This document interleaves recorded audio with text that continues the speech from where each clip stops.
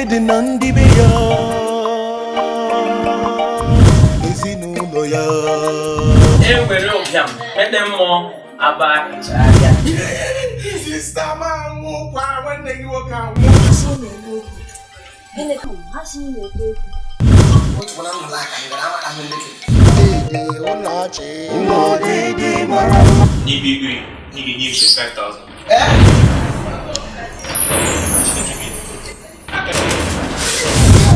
ụlọ egwuregwu ụlọ obiọma ụlọ nkụzi Obi ha bụ gbede m ọkụ gbede m ọkụ.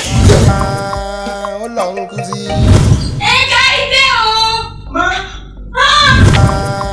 ụlọ nkụzi